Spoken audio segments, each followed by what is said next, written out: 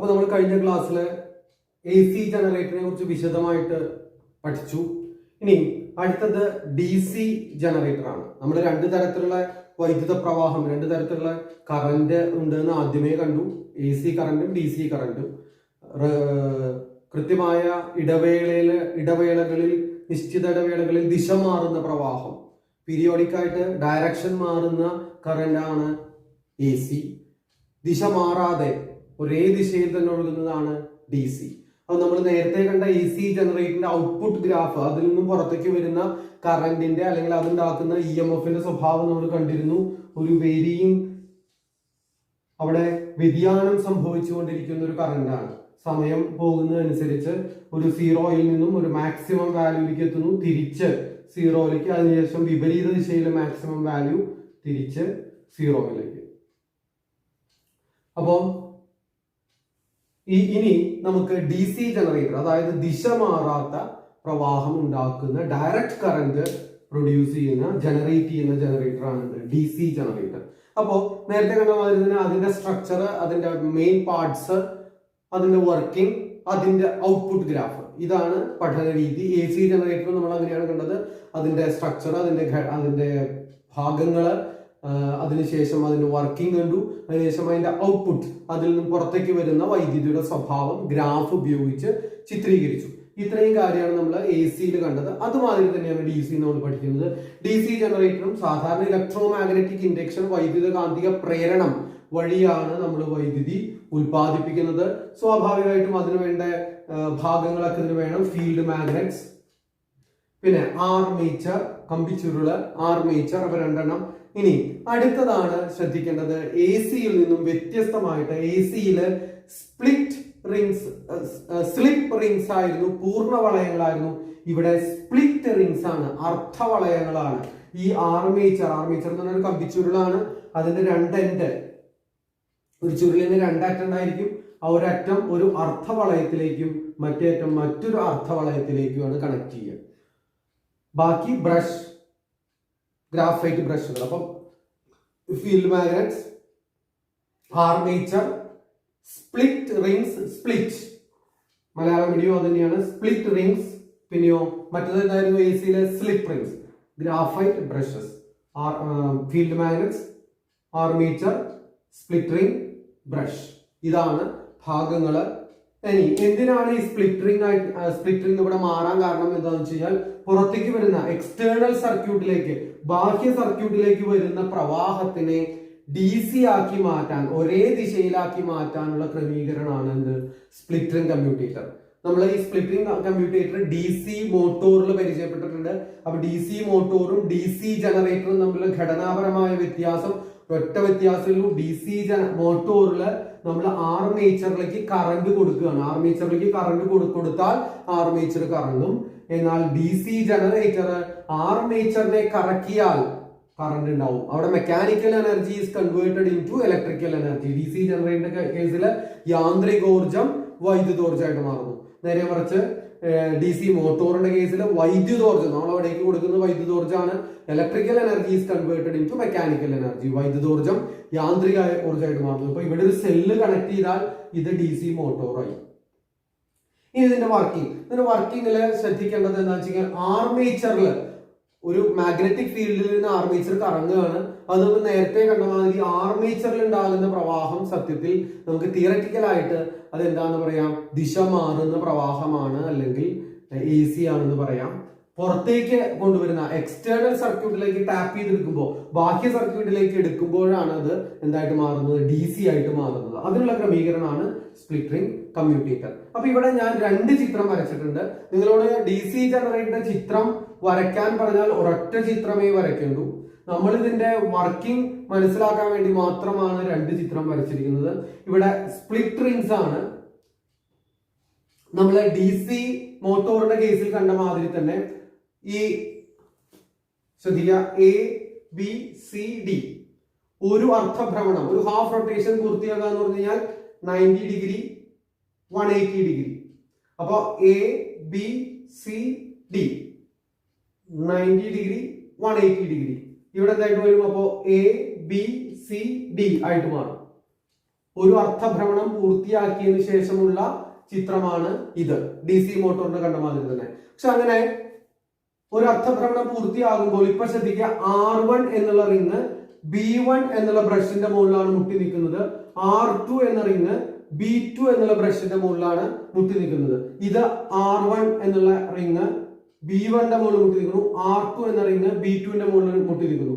ഇനി ഒരു half rotation തീർന്നാൽ എന്ത് സംഭവിക്കും? ഒരു ഹാഫ് റൊട്ടേഷൻ തീർന്നാൽ R1 ചെന്ന് B2ന്റെ മുകളിലും R2 ചെന്ന് B1ന്റെ മുകളിലും മുട്ടും. R1 ചെന്ന് B2ന്റെ മുകളിലും R2 വന്ന് B1ന്റെ മുകളിലും മുട്ടും. അതാണ് ശ്രദ്ധിക്കേണ്ടത്. ഇനി നമ്മുടെ ലക്ഷ്യം ഇതില് രണ്ട് സമയത്തും ഉണ്ടാകുന്ന വൈദ്യുത പ്രവാഹത്തിന്റെ അല്ലെങ്കിൽ EMFന്റെ കറന്റിന്റെ ഡയറക്ഷൻ, ദിശ കണ്ടെത്തലാണ്. ദിശ കണ്ടെത്താൻ നമ്മുടെ ഫ്ലെമിങ്ങിന്റെ വലത് കൈ നിയമം പറയാം. അപ്പോ ഇവിടെ തിരിയുന്നത്, ആർമേച്ചർ തിരിയുന്നത് AB ഇങ്ങനെ മുകളിലേക്കാണെന്ന് വിചാരിച്ചു. AB മുകളിലേക്കാണെങ്കിൽ AC ചോട്ടിലേക്കാണ്. AB മുകളിലേക്കാണെങ്കിൽ നമ്മുടെ വലത് കൈ നിയമം അനുസരിച്ച് മാഗ്നറ്റിക് ഫീൽഡിന്റെ ഡയറക്ഷൻ എവിടേക്കാണ്? നോർത്ത് പോളിൽ നിന്നും സൗത്ത് പോളിലേക്കാണ്. അപ്പൊ നോർത്ത് പോളിൽ നിന്നും സൗത്ത് പോളിലേക്ക് വരുന്ന രീതിയിൽ 4 ഫിംഗർ അല്ലെങ്കിൽ നമ്മുടെ ചൂണ്ടുവിരൽ പിടിച്ചു. ഇനി ആർമേച്ചർ ഇങ്ങോട്ട് ആണ് തിരിയുന്നത്, മുകളിലേക്ക് തിരിയുകയാണെങ്കിൽ അപ്പൊ ആർമേച്ചറിന്റെ ഡയറക്ഷനിൽ, ഫോഴ്സിന്റെ ഡയറക്ഷനിൽ അല്ലെങ്കിൽ അതിന്റെ ഡയറക്ഷനിൽ എന്ത് പിടിച്ചു? തള്ളവിരൽ പിടിച്ചു. The remaining finger, that means the middle finger, നടുവിരൽ ഏതിന്റെ ഡയറക്ഷൻ സൂചിപ്പിക്കും? കറന്റിന്റെ. എന്ന് പറഞ്ഞാൽ കറന്റ് അങ്ങടാണ്. എയിൽ നിന്നും ബിയിലേക്കാണ് കറന്റ്. എയിൽ നിന്നും ബിയിലേക്കാണ്. അത് സ്വാഭാവികമായിട്ട് ഇനി എളുപ്പമാണ്. ഇത് മുകളിലേക്ക് തിരിയുമ്പോ CD അടിയിലേക്കാണ് തിരിയുക. സ്വാഭാവികമായിട്ടും കറന്റ് എങ്ങനെയായിരിക്കും? സിയിൽ നിന്നും ഡിയിലേക്കായിരിക്കും. അപ്പോ ഇവിടെ ഡയറക്ഷൻ എയിൽ നിന്നും ബിയിലേക്ക്, ബിയിൽ നിന്നും സിയിലേക്ക്, സിയിൽ നിന്ന് ഡിയിലേക്ക്, അങ്ങനെ ഡിയിൽ നിന്നും ബ്രഷ് B2 ടു B1, ഇങ്ങനെയാണ് സർക്യൂട്ട് ക്ലോസ് ആവുക. B2 to B1. B2വിൽ നിന്നും B1ലേക്കാണ് എക്സ്റ്റേണൽ സർക്യൂട്ടിൽ, ബാഹ്യ സർക്യൂട്ടിൽ വൈദ്യുത പ്രവാഹം. ഇവിടുന്ന് എയിൽ നിന്ന് B, C, D സർക്യൂട്ട് ഇങ്ങനെ ഈ എൻഡ് റിംഗ് R1 വഴി B2 വഴി ഇങ്ങനെ ഈ ഡയറക്ഷനിലാണ് വൈദ്യുതി ഒഴുകുക, ബാഹ്യ സർക്യൂട്ടിൽ, എക്സ്റ്റേണൽ സർക്യൂട്ടിൽ. ഇനി ഒരു ഹാഫ് റൊട്ടേഷൻ തീർന്ന് ABCD ഇവിടെ എത്തി. ഇനി അടുത്ത ഭ്രമണം എന്ന് പറഞ്ഞാൽ വീണ്ടും എന്ത് ചെയ്യണം? ഇതിങ്ങനെ തിരിഞ്ഞ് ഇവിടേക്ക് വരണം. അപ്പൊ ഇതിങ്ങനെ തിരിയാന്ന് പറഞ്ഞാൽ CD എന്നുള്ള ഭാഗം മുകളിലേക്കാണ്. CD എന്നുള്ള ഭാഗം മുകളിലേക്ക് തിരിഞ്ഞാൽ കറന്റിന്റെ ഡയറക്ഷൻ എങ്ങനെയായിരിക്കും? നേരത്തെ കണ്ട മാതിരി തന്നെ ഡിയിൽ നിന്ന് സിയിലേക്ക്, ഡിയിൽ നിന്നും സിയിലേക്ക്, സിയിൽ നിന്നും ബിയിലേക്ക്, അതിനുശേഷം ബിയിൽ നിന്നും എയിലേക്ക്. കാരണം എന്ത് സംഭവിക്കും? ഇവിടെ എങ്ങനെ പിടിക്കണം? ഇങ്ങനെ പിടിക്കണം. ഈ ഭാഗം അങ്ങനെയാണ് തിരിയുക. ഫീൽഡിന്റെ ഡയറക്ഷൻ ചൂണ്ടുവിരല്, കറണ്ട് ബിയിൽ നിന്നും എയിലേക്ക്.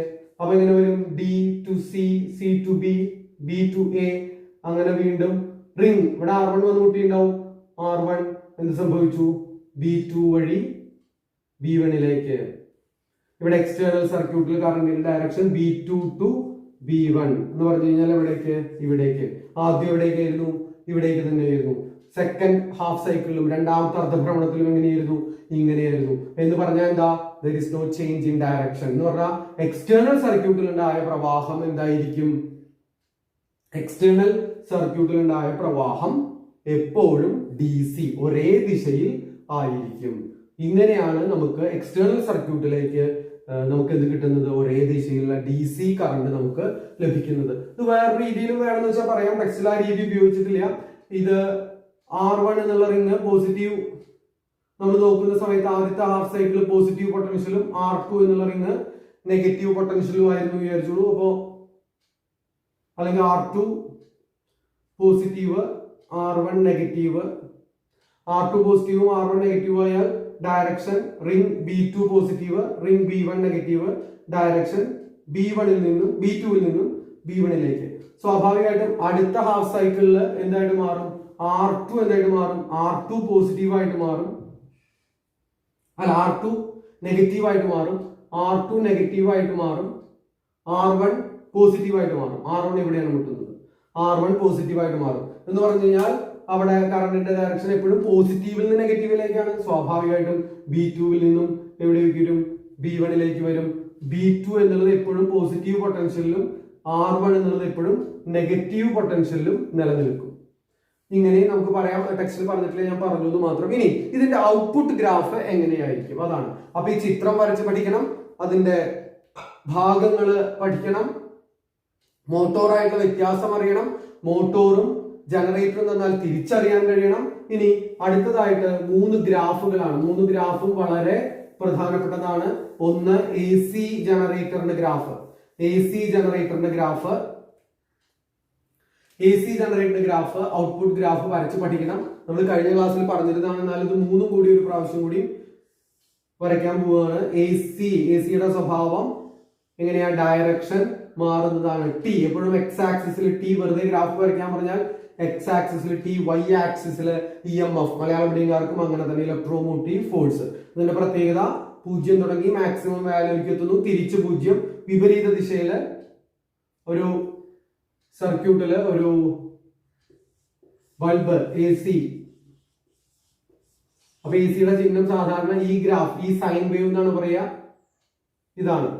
ഇതില് ആദ്യത്തെ സൈക്കിളില് കറന്റ് ഇങ്ങനെ ഒഴുകി കഴിഞ്ഞാൽ രണ്ടാമത്തെ സൈക്കിളിൽ ഇങ്ങനെ ഒഴുകും, വീണ്ടും ഇങ്ങനെ ഒഴുകും, വീണ്ടും ഇങ്ങനെ ഒഴുകും. അതാണ് മനസ്സിലാക്കേണ്ടത്.